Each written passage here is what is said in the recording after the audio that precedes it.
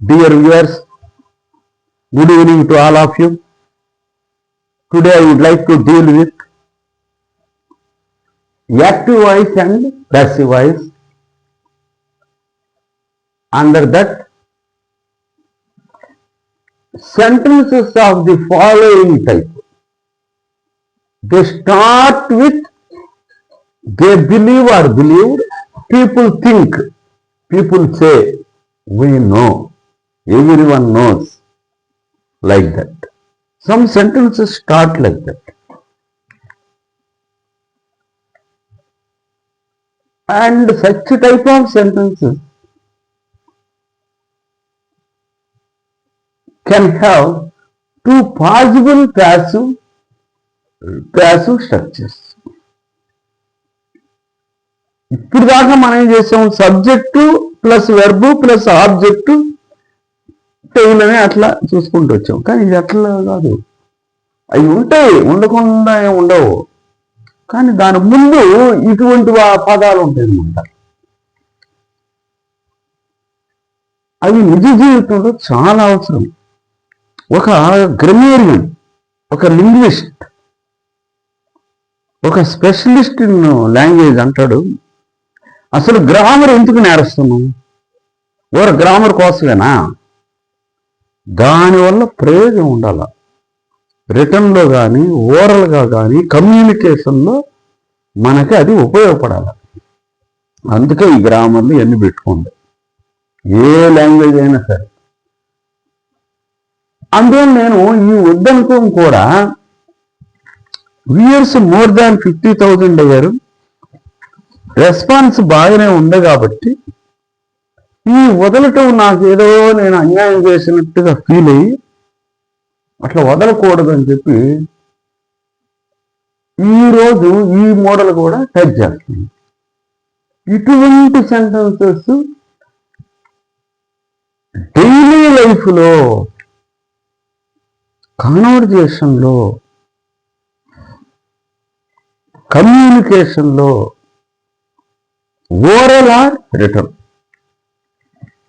చాలా ఉపయోగం ఉంటుంది. వీటి వల్ల ఇటువంటివి కూడా ఉన్నాయనే విషయం మనం తెలుసుకోవటం మంచిది.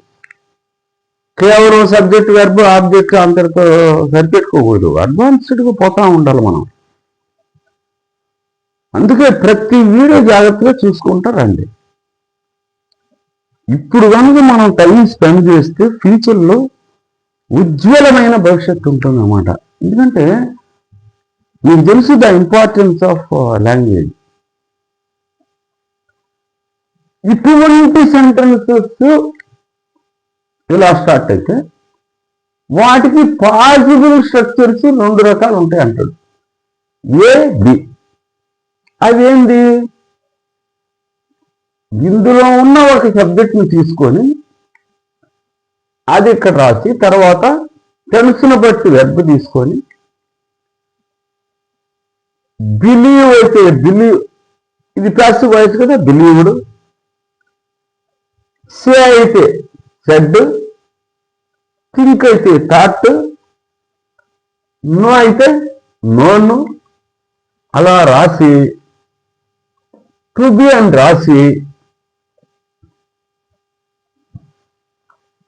ఈ వాక్యం దేంతో స్టార్ట్ అయిందో దాని తర్వాత ఉన్నదాన్ని తీసుకొచ్చి ఇక్కడ రాయాలి. అది ఉదాహరణలో చూద్దాం. 3 చుక్కలు పెట్టామంటే అర్థం ఎక్కడైనా మీరు చదివేటప్పుడు ఇంకా ఏదో పదాలు ఉన్నాయి అని దాని అర్థం. ఓకే, అది ఒక స్ట్రక్చర్, అంటే పాసిబుల్ ప్యాసివ్. బి వచ్చి ఇట్ ఈజ్ అని కానీ ఇట్ వాజ్ అని కానీ రాసి టెన్స్ అవసరాన్ని బట్టి బిలీవ్డ్ కానీ, అంటే తర్వాత ప్యాసివ్ కదా, V3 వస్తుంది. ఇక్కడ V3 వస్తుంది. అందుకే ఇది B far verb plus V3 ఉంటే ప్యాసివ్ అయిపోతుంది. అది చేయటం కోసం ఈ పని చేస్తున్నాడు. రాసి V3 రాసి దట్ అనేది ఉంచాలా, దట్ని ఒమిట్ చేయకండి. ప్యాసివ్ వాయిస్లో దట్ అనేది ఉంచితే న్యాచురల్గా ఉంటుంది అంటున్నాడు. భాషా కోవిదులు ఆ విధంగా చెప్తున్నాడు. దట్ ఉంచండి, బాగుంటుంది. ఉంచి తర్వాత పదాలు రాసుకోండి అంటాడు. ఈ ఉదాహరణ చూస్తే క్లియర్గా ఉంటుంది. చూడండి, we believed that Elon Musk was very rich. అది యాక్టివ్ వాయిస్. అది ఇది active voice. Active voice. we believed that అన్నారు. అంటే నమ్మాం. ఎలాన్ మస్క్ అనే అతను అడ్వాన్స్డ్ టెక్నాలజీ సంబంధించి specialist. Musk was very rich. ఇక్కడ బిలీవ్డ్ పాస్ట్ టెన్స్ వచ్చింది కాబట్టి నేను ఇక్కడ పాస్ట్ టెన్స్ రాశాను. అంటే కావాలంటే ఈజీ కూడా రాసుకోవచ్చు, దీంతో సంబంధం లేకుండానే. అంటే ఎప్పుడు ప్రస్తుతం కూడా ఉంది కాబట్టి అది వేరే అంశము, ఇక్కడ మాట్లాడకూడదు. ఎగ్జాంపుల్ మెయిన్ ఇక్కడ we believed that Elon Musk was very rich. తెలిసిన ఇష్టం. ఇలా పరీక్షల్లో ఇచ్చాడు, బిలీవ్డ్ ఇచ్చాడు కదా ఈ మోడల్లో. అప్పుడేం చేయాల? ఏలో దట్ తర్వాత చూడండి సబ్జెక్ట్ ఉంది కదా, Elon Musk was very rich అనే ఆ సబ్జెక్ట్ తీసుకోండి. అది ఇక్కడ చేస్తారండి. ఎలాన్ మస్క్ వాజ్, తర్వాత వెర్బ్ ఉంటుంది వాజ్. ఈ బిలీవ్డ్ వల్ల అది తీసుకొచ్చి ఇక్కడ పెట్టండి. ఏది ఉంది దాని V3. ఎలాన్ మస్క్ వాజ్ ఏది ఉంటుంది, దీని మూడు రూపం ఏంది? Believed. Elon Musk was believed. తర్వాత టు బి దట్ ఉంటుంది వెరీ రిచ్. ఇది ఉంది వెరీ రిచ్ వల్ల అది ఇచ్చడం. ఇది ప్యాసివ్ వాయిస్. ఇది ఒక రకమైన స్ట్రక్చర్ ప్యాసివ్లో. అట్లా కాకుండా వేరే స్ట్రక్చర్ కూడా ఇచ్చాడు.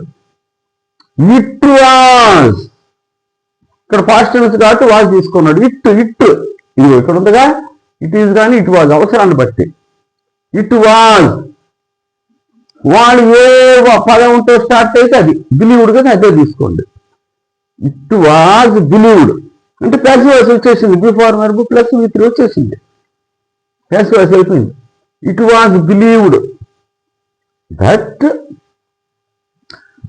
వాడు పరీక్షలు వచ్చి దట్ తర్వాత ఏమి ఇచ్చాడా? అది తీసుకొచ్చి అట్లా ఏదించేది సరిపోతుంది. It was believed that Elon Musk was very rich. అంతే, యాజ్ ఇట్ ఈజ్గా వెర్బ్ టెన్స్లు మార్చడం ఏం చేయబడలే. అర్థమైందా? దీన్ని బాగా అబ్జర్వ్ చేయండి. ఒక్క ఎగ్జాంపుల్ మీకు బాగా అర్థమైతే మిగిలినన్నీ వచ్చేస్తాయి. Example is better than lesson అనే రూల్, సామెత. దీన్ని బాగా జాగ్రత్తగా చూడండి. ఈ రెండిట్లో ఏ మోడల్ అయినా వాడుకోవచ్చు. బాగా చదవంగా అయ్యే నల్లేరు మీద నడక అయిపోతుంది, కేక్ వాక్ అయిపోతుంది. ఇంకొక ఎగ్జాంపుల్ ఇచ్చారు. పీపుల్ కన్సిడర్, ఇక్కడ ఓపెన్ చెప్తున్నా. People consider that he is knowledgeable. Plato is knowledgeable. ఇంకెవరో పేరు రాసి ఈజ్ నాలెడ్జబుల్. నేను హీ అని రాశాను సింపుల్ గా. అప్పుడు ఏం చేశాను, ఇక్కడ ఉండే సబ్జెక్టులు తీసుకున్నా. హీ ఈజ్ కన్సిడర్డ్, దీని V3 తీసుకో. ఈజ్ కన్సిడర్డ్ ప్యాసివ్ వాయిస్ అయిపోయింది. టు బి నాలెడ్జబుల్ అయిపోయింది. ఇది ఒక స్ట్రక్చర్. ఇంకో ఆల్టర్నేట్ ఏంటి? ఇట్ ఈస్తో వచ్చాడు మళ్ళీ. ఇట్ ఈజ్ ప్రెజెంట్ టెన్స్ కాబట్టి ఇట్ ఈజ్ కన్సిడర్డ్, అక్కడ వాడేది ఇక్కడ is. It is considered that, పక్క పైన ఏముందా ఈ స్ట్రక్చర్ ఉందే, దీన్ని తీసుకొని వచ్చేసేయండి ఇక్కడ. దట్ ఈజ్ నాలెడ్జబుల్ అయిపోయింది, అంతే, ఓవర్.